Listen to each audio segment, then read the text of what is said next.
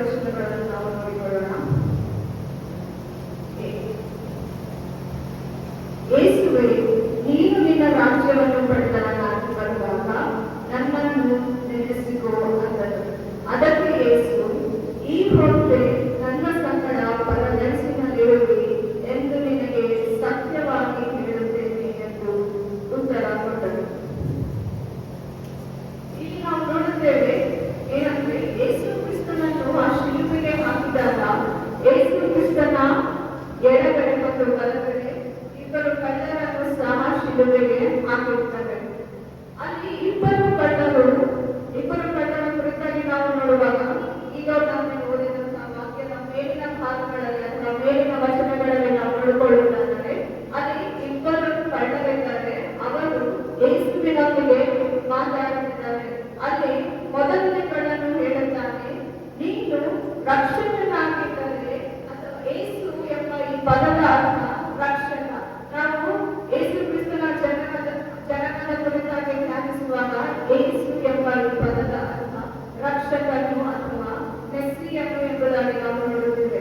ಅದಕ್ಕೆ ಇಲ್ಲಿ ಒಬ್ಬ ಕಳ್ಳನು ಹೇಳ್ತಾನೆ, ಯೇಸು ನೀನು ರಕ್ಷಕನಾಗಿದ್ದರೆ ನಿನ್ನನ್ನು ನೀನು ರಕ್ಷಿಸುವ, ನಿನ್ನೊಂದಿಗೆ ನನ್ನನ್ನು ಸಹ ನೀನು ರಕ್ಷಿಸು ಎಂಬುದಾಗಿ ಮೊದಲನೇ ಕಳ್ಳನು ಹೇಳುತ್ತಾನೆ.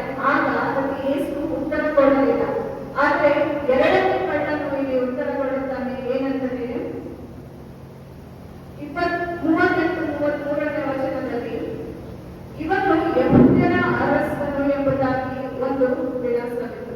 ತೂಗ ಹಾಕಿದ್ದ ಆ ದುಷ್ಕರ್ಮಿಗಳಲ್ಲಿ ಒಬ್ಬನು ಆತನನ್ನು ದೂಷಿಸಿ, ನೀನು ಬರಬೇಕಾದ ಕ್ರಿಸ್ತನಲ್ಲವೇ, ನಿನ್ನನ್ನು ರಕ್ಷಿಸಿಕೋ, ನಮ್ಮನ್ನು ರಕ್ಷಿಸು ಎಂದು ಹೇಳಿದ್ದಕ್ಕೆ ಎರಡನೇ ಅವನನ್ನು ಗದರಿಸಿ, ನೀನು ಇದೇ ದಂಡನೆಯಲ್ಲಿರುವಾಗಲೂ ದೇವರಿಗೆ ಹೆದರುವುದಿಲ್ಲವೋ ಎಂಬುದಾಗಿ. ಇಲ್ಲಿ ನಾವು ನೋಡುತ್ತೇವೆ, ಎರಡನೇ ಕಳ್ಳ ಏನ್ ಹೇಳ್ತಾ ಇರುತ್ತೆ, ಅಲ್ಲಿ ಇನ್ನೊಬ್ಬ ಕಳ್ಳನಿಗೆ ಏನಂದ್ರೆ, ನಾವಾದರೂ ನ್ಯಾಯವಾಗಿ ದಂಡನೆಯಲ್ಲಿದ್ದೇವೆ, ಆದರೆ ಯೇಸು ಅನ್ಯಾಯವಾಗಿ ಆತನು ಯಾವ ಪಾಪ ಮಾಡುತ್ತಿದ್ದರೂ ನಮ್ಮಂತ ಈ ದಂಡನೆಗೆ ಒಳಗಾಗಿದ್ದಾನೆ. ಇಂಥ ಒಂದು ಪರಿಸ್ಥಿತಿಯಲ್ಲಿ ಸಹ ನೀನು ಯೇಸುವಿಗೆ ಅಪಹಾಸ್ಯವಾಗಿ ಮಾತಾಡ್ತಾ ಇಲ್ಲ, ನಿನಗೆ ದೇವರ ಭಯವೇ ಇಲ್ಲ ಎಂಬುದಾಗಿ ಆತನು ಅಲ್ಲಿ ಆ ಎರಡನೇ ಕಳ್ಳನು ಮೊದಲನೇ ಕಳ್ಳನಿಗೆ ಹೇಳ್ತಾ ಇದ್ದಾನೆ, ನಿನಗೆ ದೇವರ ಭಯವು ಇಲ್ಲವೋ ಎಂಬುದಾಗಿ. ಹಾಗೆ ನಾನು ಮೊದಲೇ ಹೋದರೆ ಏನಂದ್ರೆ, ಯೇಸು ಹೇಳ್ತಾನೆ, ಈ ಹೊತ್ತೇ ನೀನು ನನ್ನ ಸಂಗಡ ಪರದೈಸಿನಲ್ಲಿರುವೆ ಎಂಬುದಾಗಿ. ಇಲ್ಲಿ ಎರಡನೇ ಕಳ್ಳನ ಕುರಿತು ನಾವು ನೋಡುವುದಾದರೆ ಆತನು ಯೇಸು ಯಾರು ಎಂಬುದಾಗಿ ಆತನು ಗುರುತಿಸಿದನು. ಅಲ್ಲಿ ಒಂದು ಯೇಸು ಕ್ರಿಸ್ತನ ಶಿಲುಬೆ ಮೇಲೆ ಒಂದು ನೇಮ್ ಪ್ಲೇಟ್ ಇರುತ್ತದೆ ಅಥವಾ ಒಂದು ಹೆಸರು ಇರುತ್ತದೆ. ಏನಂದ್ರೆ INRI ಎಂಬುದಾಗಿ. ಅದು ಯೋಹಾನನ ಬರೆದ ಸುವಾರ್ತೆ 19ನೇ ಅಧ್ಯಾಯ 19-20ನೇ ವಚನದಲ್ಲಿ ನಾವು ನೋಡುತ್ತೇವೆ. ಅದರ ಅರ್ಥ ಏನಂದ್ರೆ, Jesus of Nazareth, king of the Jews ಎಂಬುದಾಗಿ. ಅಂದ್ರೆ ಯೇಸು ಕ್ರಿಸ್ತನು, ನಜರೇತಿನ ಯೇಸು ಯೆಹೂದ್ಯರ ಅರಸನು ಎಂಬುದಾಗಿ ಅಲ್ಲಿ ಬರೆದದನ್ನು ನಾವು ನೋಡುತ್ತೇವೆ. ಹೀಗೆ ಆತನು ಆ ಕಳ್ಳನು ಗ್ರಹಿಸಿಕೊಂಡಿರಬಹುದು ಅಥವಾ ಆತನು ಆಲೋಚನೆ ಮಾಡಿರಬಹುದು, ಏನಂದ್ರೆ ಈತನು ಅರಸನಾಗಿದ್ದಾನೆ ಅಥವಾ ಈ ಯೇಸು ಅರಸನಾಗಿದ್ದಾನೆ ಎಂಬುದಾಗಿ ಆತನು ಯೋಚನೆ ಮಾಡಿಕೊಂಡು ಅಲ್ಲಿ ಯೇಸುವಿಗೆ ಹೇಳ್ತಾ ಇದ್ದಾನೆ. ಏನಂದ್ರೆ, ದೇವರೇ ನನ್ನನ್ನು ರಕ್ಷಿಸಿ ಎಂಬುದಾಗಿ ಆತನು ಕೇಳಿಕೊಳ್ಳಲಿಲ್ಲ. ಆದ್ರೆ ಆ ಕಳ್ಳನು ಹೇಳ್ತಾ ಇದ್ದಾನೆ ಏನಂದ್ರೆ, ನೀನು ಬರುವಾಗ, ನಿನ್ನ ರಾಜ್ಯವನ್ನು ನೀನು ಪಡೆಯುವಾಗ, ಅಂದ್ರೆ ಒಬ್ಬ ಅರಸನಿಗೆ ರಾಜ್ಯವಿರುತ್ತದೆ ಅಥವಾ ಒಬ್ಬ ಸಾಮಾನ್ಯ ಮನುಷ್ಯನಿಗೆ ಒಂದು ರಾಜ್ಯ ಅಥವಾ ಅವನ ಆಡಳಿತಕ್ಕಾಗಿ ಏನೂ ಇರುವುದಿಲ್ಲ. ಆದರೆ ಅರಸನು ಎಂಬುದಾಗಿ ಅದನ್ನು ಗುರುತಿಸಿ, ನಿನ್ನ ರಾಜ್ಯವನ್ನು ಪಡೆದುಕೊಂಡು ಬರುವಾಗ ನನ್ನನ್ನು ನೆನೆಸಿಕೋ ಎಂಬುದಾಗಿ ಹೇಳ್ತಾನೆ. ಇಲ್ಲಿ ಆತನಿಗೆ ಅಥವಾ ಕಳ್ಳನಿಗೆ ಈ ಗ್ರಹಿಕೆ ಅಥವಾ ಈ ಆಲೋಚನೆ ಹೇಗೆ ಉಂಟಾಯಿತು ಎಂಬುದಾಗಿ ನಾವು ವಾಕ್ಯದಲ್ಲಿ ಧ್ಯಾನ ಮಾಡುವುದಾದರೆ ನಾವು ನೋಡುತ್ತೇವೆ. ದೇವರ ಭಯವೇ ಜ್ಞಾನಕ್ಕೆ ಮೂಲ ಎಂಬುದಾಗಿ ಜ್ಞಾನೋಕ್ತಿಗಳ ಪುಸ್ತಕದಲ್ಲಿ ನಾವು ನೋಡುವುದಾದರೆ ದೇವರ ಭಯವೇ ಜ್ಞಾನಕ್ಕೆ ಮೂಲ ಎಂಬುದಾಗಿ ನೋಡುತ್ತೇವೆ. ಇಲ್ಲಿ ಆತನು ಮನುಷ್ಯರಿಗೆ ಭಯಪಡಲಿಲ್ಲ. ಅಲ್ಲಿ ಎಷ್ಟು ಜನರು ಯೇಸು ಕ್ರಿಸ್ತನಿಗೆ ಶಿಲುಬೆಗೆ ಹಾಕಿದಾಗ ತುಂಬಾ ಜನರಾಗಿದ್ದರು. ಎಷ್ಟು ಜನರು ಆತನಿಗೆ ಗೇಲಿ ಮಾಡಿದರು, ಅಪಹಾಸ್ಯ ಮಾಡಿದರು. ನೀನು ಅರಸನಾಗಿ, ನೀನು ದೇವರ ಮಗನಾಗಿ ಎಂಬುದಾಗಿ ನೀನು ಹೇಳಿಕೊಂಡಿದ್ದು ಇಷ್ಟು ವರ್ಷ, ಆದರೆ ಇವತ್ತು ನಿನ್ನ ದೇವರಲ್ಲಿ ಎಂಬುದಾಗಿ ಆತನಿಗೆ ಅಪಹಾಸ್ಯ ಮಾಡಿದರು. ಆತನಿಗೆ ಉಗಿದು ಆತನಿಗೆ ಹೊಡೆದು ಯೇಸುವಿನನ್ನು ಆ ಶಿಲುಬೆಗೆ ಹಾಕಿದರೂ ಸಹ ಇಲ್ಲಿ ಆ ಕಳ್ಳನು ಯೇಸುವನ್ನು ಗುರುತಿಸುತ್ತಿದ್ದಾನೆ, ಅರಸನಾಗಿ ಆತನು ಗುರುತಿಸುತ್ತಿದ್ದಾನೆ. ಆತನು ಹೀಗೆ ಗುರುತಿಸುವುದಕ್ಕೆ ಕಾರಣ ದೇವರ ಭಯ. ದೇವರ ಭಯ ನೋಡುವುದಾದರೆ ಅದು ನಮಗೆ ನಾಶನಕ್ಕೆ ತರುವಂತ ಭಯವಲ್ಲ. ಅದು ಕೀರ್ತನೆಗಳು 2ನೇ ಪುಸ್ತಕ, ಕೀರ್ತನೆಗಳು 2 ಕೊನೆಯ ವಚನಗಳಲ್ಲಿ ನೋಡುವಾಗ ದೇವರಿಗೆ ಭಯ ಭಕ್ತಿಯಿಂದ ಆತನನ್ನು ಆರಾಧನೆ ಮಾಡಿರಿ ಎಂಬುದಾಗಿ ವಾಕ್ಯದಲ್ಲಿ ಇದೆ. ಅದೇ ಆರಾಧನೆ ಒಂದು ದೇವರಿಗೆ ಭಯ ಎಂಬುದಾಗಿ ನೋಡುವುದಾದರೆ ಯಾಕೋಬನ ಪುಸ್ತಕದಲ್ಲಿ ಬರೆಯುತ್ತಾನೆ, ಯಾಕೋಬನು ದೇವರಿಗೆ ಭಯಪಡಿ ಎಂಬುದನ್ನ ಮನುಷ್ಯನಿಗೆ ಭಯಪಡುವುದಿಲ್ಲ ಅಥವಾ ಸೈತಾನನಿಗೆ ಭಯಪಡುವವರಾಗದೆ ನಾವು ದೇವರಿಗೆ ಯಾವಾಗ ಭಯಪಡುತ್ತೇವೋ ಆಗ ನಮಗೆ ಯೇಸುವಿನಲ್ಲಿ ಇರುವಂತಹ ರಕ್ಷಣೆ ನಮಗೆ ಸಿಗುವುದಾಗಿದೆ. ಈ ಘಟನೆಯನ್ನು ನಾವು ನೋಡುವಾಗ ಈ 2ನೇ ಮಾತು ಇದು ಒಂದು ರಕ್ಷಣೆಯ ಮಾತಾಗಿದೆ. ಅಂದ್ರೆ ಯೇಸು ಕ್ರಿಸ್ತನು ಈ ಲೋಕಕ್ಕೆ ಬಂದಂತಹ ಉದ್ದೇಶ ಇಡೀ ಮಾನವತ್ವಕ್ಕೆ ಆತನು ರಕ್ಷಣೆ ಕೊಡುವಂತಹ ಉದ್ದೇಶದಿಂದ ಬಂದಾನೆ. ಆದರೆ ಇಲ್ಲಿ ಆತನು ಆ ಶಿಲುಬೆ ಮೇಲೆ ಹಾಕಲ್ಪಟ್ಟಾಗ ಸಹ ಆತನ ಉದ್ದೇಶವನ್ನು ಆತನು ಮರೆತಿಲ್ಲ ಅಥವಾ ದೇವರ ಚಿತ್ತವನ್ನು ಆತನು ಅಲ್ಲಿ ಸಹ ನೆರವೇರಿಸುವುದಕ್ಕೋಸ್ಕರ ಅಲ್ಲಿ ಏನು ಯೇಸು ಹೇಳ್ತಾರೆ, ನನಗೆ ಇಷ್ಟು ಗಾಯ ಆಗಿದೆ, ನಾನು ನಿಶಕ್ತನಾಗಿದ್ದೇನೆ, ನೀನೇನು ಈ ರೀತಿ ನನಗೆ ಕೇಳ್ತಾ ಇಲ್ಲ ಎಂಬುದಾಗಿ ದೇವರು ಆತನನ್ನು ತೊರೆಯಲಿಲ್ಲ. He did not reject his request. ಆ ಕಳ್ಳನ ಆ ರಿಕ್ವೆಸ್ಟ್, ಆ ಮನವಿಯನ್ನು ಯೇಸು ಕ್ರಿಸ್ತನು ರಿಜೆಕ್ಟ್ ಮಾಡಲಿಲ್ಲ. ಆದರೆ ಯೇಸು ಆತನ ಮನವಿಯನ್ನು ಆತನು ಸ್ವೀಕರಿಸಿದನು. ಆತನು ಅಂಥ ನೋವಿನಲ್ಲಿಯೂ ಸಹ ಈ ಹೊತ್ತೆ ನೀನು ನನ್ನ ಸಂಗಡ ಪರದೈಸಿನಲ್ಲಿರುವೆ ಎಂಬುದಾಗಿ ದೇವರು ಯೇಸು ಕ್ರಿಸ್ತನು ಅಲ್ಲಿ ಆತನಿಗೆ ವಾಗ್ದಾನ, ಇಟ್ಸ್ ಅ ಪ್ರಾಮಿಸ್. ಅಂದ್ರೆ ನಾನು ಬರುವಾಗ ನೋಡೋಣ ಎಂಬುದಾಗಿ ಯೇಸು ಕ್ರಿಸ್ತನು ಹೇಳಿಲ್ಲ. ಆದರೆ today you will be with me ಎಂಬುದಾಗಿ ಆತನು ಹೇಳಿದನು. ಈ ರಕ್ಷಣೆ ಆತನಿಗೆ ಮೊದಲನೇದಾಗಿ ದೇವರ ಭಯ, ಆ ದೇವರ ಭಯದಲ್ಲಿರುವಂತಹ ಜ್ಞಾನದಿಂದ ಆತನಿಗೆ ಬಂದಿರುವುದು. ಎರಡನೇದಾಗಿ ರೋಮಾಪುರದವರಿಗೆ ಬಂದ ಪತ್ರಿಕೆ 12ನೇ ಅಧ್ಯಾಯ 2ನೇ ವಚನದಲ್ಲಿ 1-2 ವಚನ ನೋಡುವಾಗ ನಾವು ನಮ್ಮ ದೇಹಗಳನ್ನು ವ್ಯರ್ಥವಾಗಿ ಅರ್ಪಿಸಬೇಕು ಎಂಬುದಾಗಿ ನಾವು ನೋಡುತ್ತೇವೆ. ಹಾಗೆ ಮುಂದೆ ನೋಡುವುದಾದರೆ ನೂತನ ಮನಸ್ಸುಳ್ಳವರಾಗಿ ದೇವರ ಚಿತ್ತವನ್ನು ಅರಿತುಕೊಂಡು ಜೀವಿಸುವವರಾಗಿರಿ ಎಂಬುದಾಗಿ ವಾಕ್ಯದಲ್ಲಿ ಬರುತ್ತದೆ. ರೋಮಾಪುರದವರಿಗೆ ಬಂದ ಪತ್ರಿಕೆ 12:2ನೇ ವಚನ. ಇಲ್ಲಿ ನಾವು ನೋಡುತ್ತೇವೆ ಆ ಕಳ್ಳನು first he recognised who God is, ಯೇಸು ಯಾರು ಎಂಬುದಾಗಿ ಆತನು ಅರಿತುಕೊಂಡನು. ಎರಡನೇದಾಗಿ ನಾವು ನೋಡುತ್ತೇವೆ ಆತನು ದೇವರಿಗೆ ಭಯಪಟ್ಟನು. ಮೂರನೇದಾಗಿ ಆತನಿಗೆ ಅಲ್ಲಿ ಇನ್ಸ್ಟಂಟ್ ಟ್ರಾನ್ಸ್ಫಾರ್ಮೇಶನ್, ಅಂದ್ರೆ ಇಮಿಡಿಯೇಟ್ ಆಗಿ ಆತನ ಮನಸ್ಸು ನೂತನವಾಗಿದೆ. ಯೇಸುವನ್ನು ಆತನು ಯಾವಾಗ ದೃಷ್ಟಿಸಿದನು, ಯೇಸುವಿನ ಮೊದಲನೇ ಮಾತು ಸಹ ಆತನು ಕೇಳಿಸಿಕೊಂಡಿರಬಹುದು, ತಂದೆಗೆ ಇವರನ್ನು ಕ್ಷಮಿಸಿ ಎಂಬುದಾಗಿ. ಆತನು ಅವಾಗ ಅನ್ಕೊಂಡಿದ್ದು ಈತನು ಇವರನ್ನು ಕ್ಷಮಿಸ್ತಾ ಇದ್ದಾನೆ, ಅಂದ್ರೆ ನನ್ನನ್ನು ಸಹ ಈತನು ಕ್ಷಮಿಸಬಹುದು ಎಂಬುದಾಗಿ ಆತನು ಆಲೋಚನೆ ಮಾಡಿಕೊಂಡು ಅಲ್ಲಿ ಹೇಳ್ತಾ ಇದ್ದಾನೆ. ಏನಂದ್ರೆ ಆತನು ಮೈಂಡ್ ಚೇಂಜ್ ಆಯ್ತಲ್ಲಿ, ಆತನು ಮಾನಸಾಂತರ ಪಟ್ಟು. ನಾವು ಯಾವಾಗ ನಾವು ನೂತನವಾಗಿ ಮಾನಸಾಂತರವಾಗುತ್ತೇವೆ ಅಥವಾ ನಮ್ಮ ಜೀವಿತವನ್ನು ನಾವು ಯಾವಾಗ ಮಾನಸಾಂತರ ಪಡಿಸಿಕೊಳ್ಳುತ್ತೇವೆ ಅಥವಾ when we decide to change for God, He will give us eternal life. ಅಂದ್ರೆ ದೇವರ ಭಯದಲ್ಲಿ ಅಥವಾ ಯೇಸುವನ್ನು ನಾವು ರಕ್ಷಕನಾಗಿ ಯಾವಾಗ ಸ್ವೀಕರಿಸುತ್ತೇವೋ ಆಗ ನಮಗೆ ನಿತ್ಯ ಜೀವ ಕೊಡುವ ದೇವರಾಗಿದ್ದಾರೆ. ಈ ವಾಕ್ಯದಲ್ಲಿ whole Bible is there. I think ಇಡೀ ಬೈಬಲ್ ಈ ವಾಕ್ಯದಲ್ಲಿ ನಾವು ನೋಡುವುದೇನೆಂದ್ರೆ ಅಲ್ಲಿ ಮೊದಲನೇದಾಗಿ ರಕ್ಷಣೆ, ದೇವರು ಯಾರು ಎಂಬುದಿದೆ.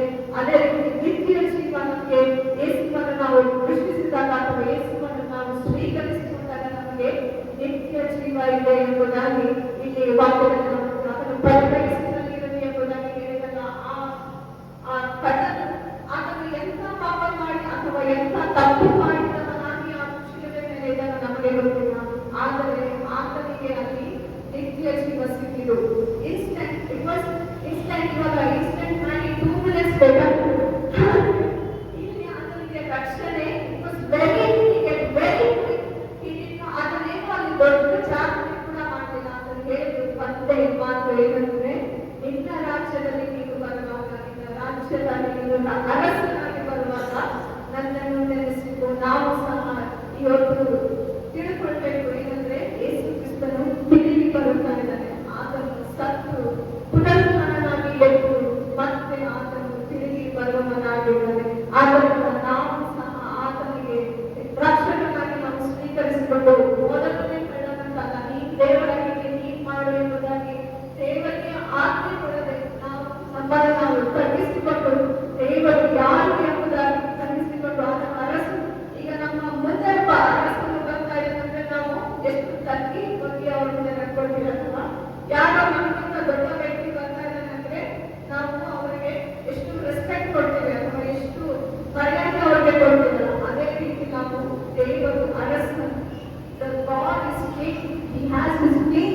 will come with his kingdom when he is coming. ಯೇಸು ಕ್ರಿಸ್ತನು ಆತನು ಅರಸನಾಗಿ ಆತನ ರಾಜ್ಯವನ್ನು ಪಡೆದುಕೊಂಡು ಆತನು ತಿರುಗಿ ಬರುವಾಗ ನಾವು ಆತನ ರಾಜ್ಯದಲ್ಲಿ ಸೇರಿಕೊಳ್ಳಬೇಕು. ಅದರಿಂದ ನಾವು ದೇವರ ಭಯವನ್ನು ಉಳ್ಳವರಾಗಿ ನಾವು ಜೀವಿಸಬೇಕು. ಏನೋ ದೇವರು ಆತನೇನೋ ದೇವರಿದ್ದಾನೆ, ಆತನು ಯೇಸು ಕ್ರಿಸ್ತನನ್ನು ಬೆಳೆದಿದ್ದಾನೆ ಅಂತ we should not see him as weakness. ಆತನು